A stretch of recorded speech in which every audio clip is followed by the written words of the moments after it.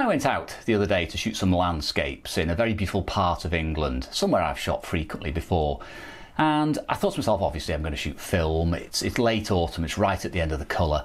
And I had a pretty much set idea in my mind of what it was going to look like. And I'd gone for that Portra look again. I've been shooting quite a lot of Portra at the moment. I've been loving the desaturated colour, the subtleties of it. So I was pretty certain I was going to get what I wanted. And I was going to shoot 35mm as well. Various reasons I won't go into now. But I had packed with me a nice selection of prime lenses, a small tripod and an all-in-one zoom just in case. Now, I was pretty certain how I was going to work throughout the day. I knew it was going to rain a bit, but I had a plastic bag for the camera. Now, unfortunately, things didn't exactly go as I planned, and a number of the choices I made on the day weren't very good for my photography. So anyway, have a look at the video, and I'll come back at the end of it and discuss what went wrong.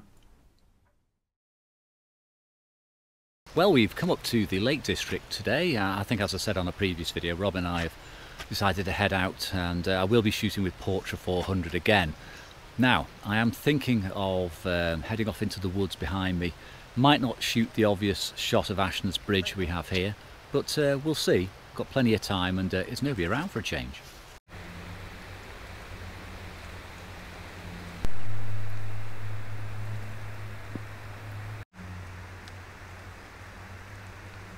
Now, what I'm doing a little bit differently today, rather than my usual sort of Bronica and an Ektar type film, is I'm shooting with my 35mm Nikon system, but I'm using decent lenses. This is a 50mm prime, so very sharp, but I'm using Portra 400, and what I'm doing is I'm pushing that 400 to 800. So I'm giving it an extra stop. Now, that's not just to give me extra speed, because on a tripod I don't need the speed. What I want to do is boost the contrast. And by pushing a negative film, you boost contrast, you narrow that dynamic range. Now that's going to lift the highlights, and it's going to give me deeper blacks. I've also taken a shot at one stop overexposed, just in case I'm finding it a bit too harsh. But yeah, in amongst this woodland, I think that's going to give me the sort of colours I'm after. Now, the camera is a Nikon FE2, so you're talking sort of 35 to sort of get on for 40 years old almost for this range, and my lens is the original 50mm I bought back in about 1986. Super sharp, and like I said, I could be shooting with a saturated film, but the colours are so vibrant anyway. I want to sort of play those down and go for a much softer look, as I'm finding I like with Portra. Now, I have various ranges of lenses with me today, and I've got a short zoom as well, and if the rain if it holds off, I think I'm going to get quite a few good shots today, because wherever the eye looks, it's just, well, you can look round, it's just fabulous colour. And Robin and I are going to work in this forest area for maybe an hour or so, then head to a view where we may have some waterfalls, and a view also of some of the mountains where there's a bit of snowfall.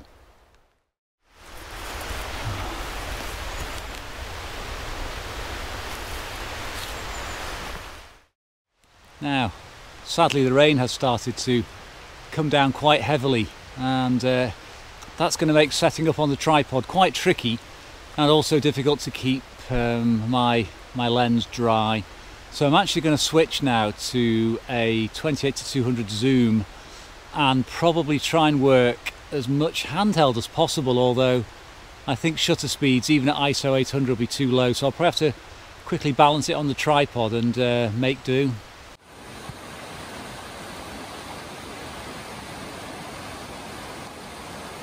Okay, so here's my camera setup. I have a very expensive plastic bag, elastic band, keeping it attached, so just the lens hood is poking out, which keeps a bit of the rain off. And it means I can, oops, get round here. It means I can still operate the camera, make the images, and even though I'm shooting about a quarter of a second at f16, it's working a treat.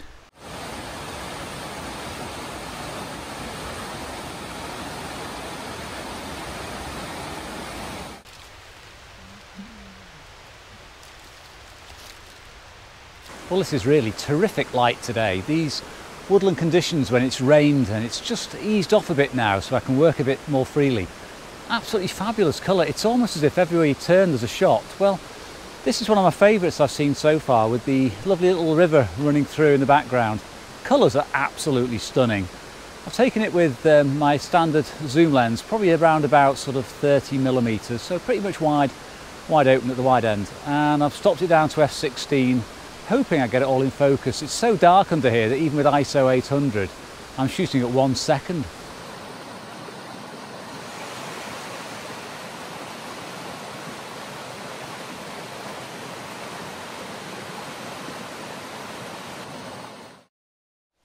Now, I'll be honest, there's so many opportunities here.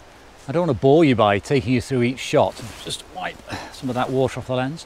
I don't want to bore you by going through each shot. What I'll do is I'll just ramble around in this area for the next half hour or so, taking shots with the zoom lens, and I'll just put the best ones up, and then we'll cut to something a little bit different.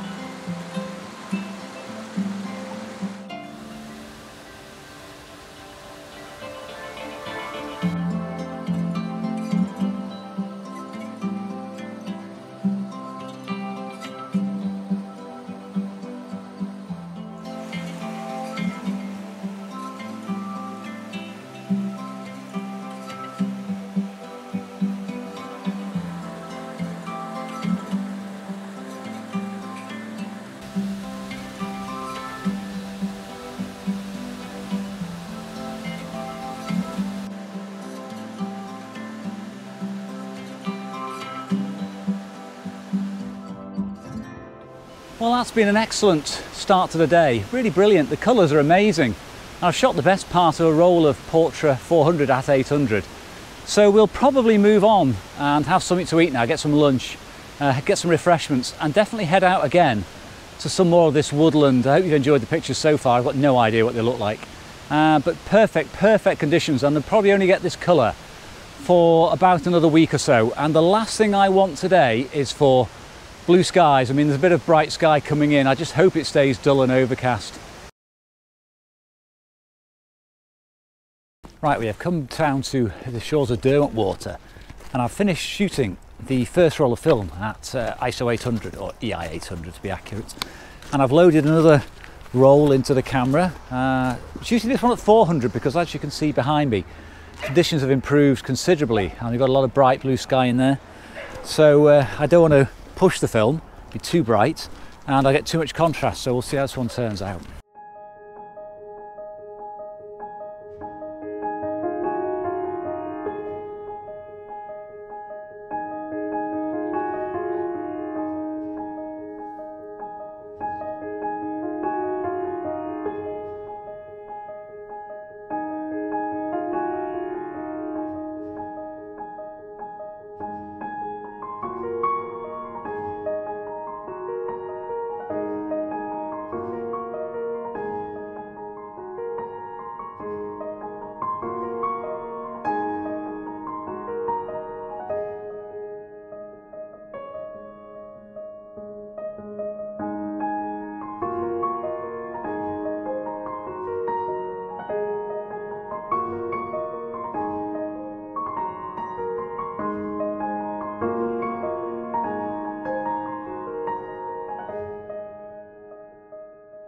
Well, it's become very, very bright now. Who'd have thought half an hour ago it was raining?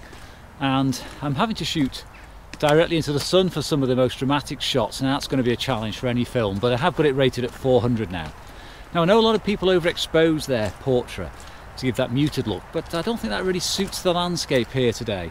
I do want some colour in it, I don't want it totally soft, and also the highlights would go, I think, a little bit blown out, to be honest, even with Portra, because that sun is clear now in the sky. So yes, shooting with the 28-200 lens on the FE2, shooting around f8, 250th, 500th of a second, no polarizer, just to keep the camera steady because I'm not using a tripod.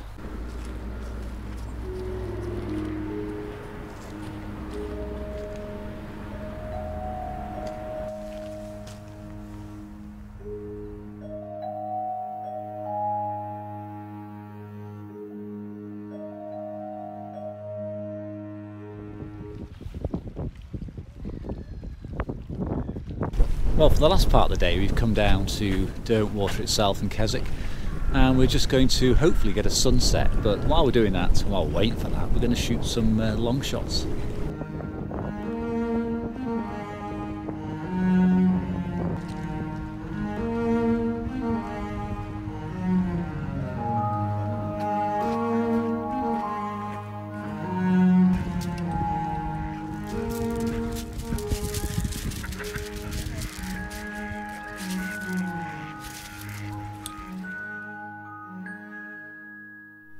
So this is the scene down at the jetties at Derwentwater by Keswick, and we're hopefully going to get a bit of a sunset. I'm not totally sure, but there is cloud and it's picking up colour, and it's beautiful anyway just to be here. Now, I've been shooting with the primes this time. I've got the 35mm f2.8 on, and I've also taken a couple of frames with the 20mm f4 very old lens, and I'm using a 2-stop graduated filter. That's just to take down the sky slightly. It's not absolutely necessary a portrait, but it will retain more of the colour if I don't overexpose that sky.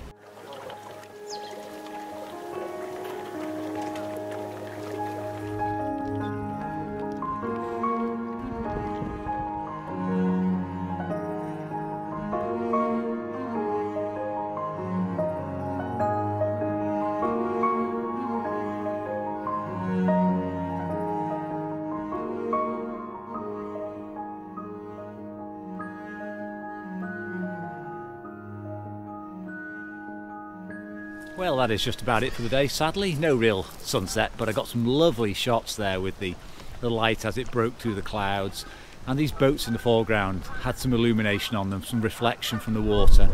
Shot mainly with a 20mm around f11 and a second, 2 seconds. We'll see how those come out, but the portrait is going to lend it a beautiful, soft, subtle tone, which you hopefully will have seen by now. So anyway, yeah, enough from the shooting, it's back to the lab.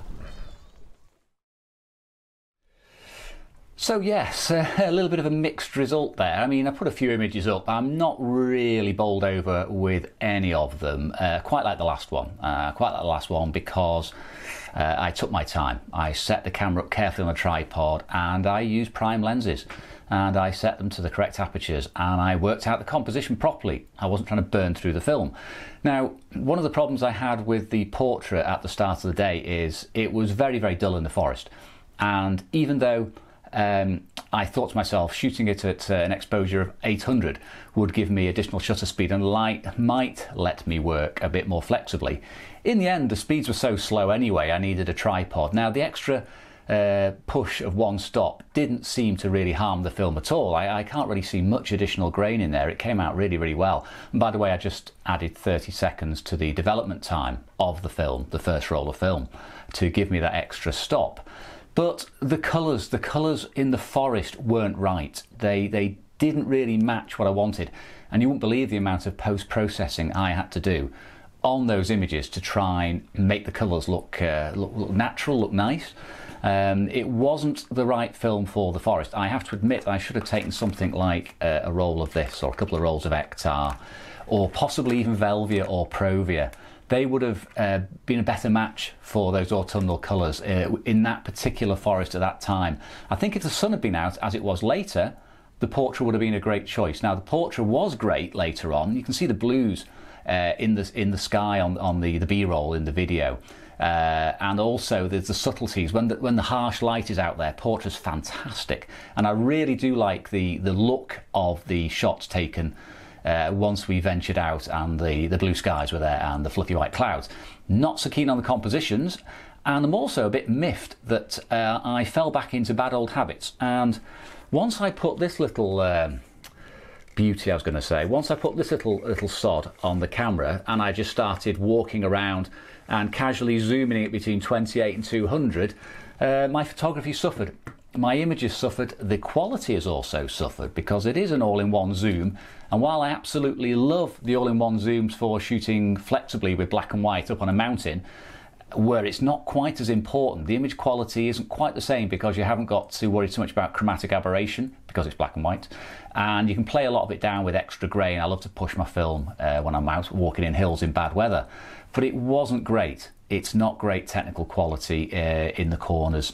And also, I got lazy. I was just there and I was racking that lens backwards and forwards, plonking the tripod down, and it was 2 shots. And I was burning through film. I got through 2 rolls of film. There was absolutely no need to shoot that much film on the day.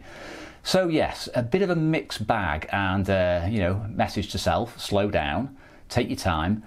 I carried prime lenses with me throughout the day, and I only used them a couple of times. And when I did use them, the shots were better. So yeah, I've got to take away from this that I need to listen to my own advice. I was talking recently on a video about slowing down, using primes, working more carefully, and I didn't. I slipped up. And also I was a bit dogmatic about film choice, and I went with the Portra again, and I should have used XR at the start of the day. So yeah, still learning and plenty of mistakes. I'm sure I'll make more on the next video too, but it's all part of the fun of doing it. So I do hope you enjoyed this mixed bag of an outing, and I will see you again on the next trip. Thanks for watching.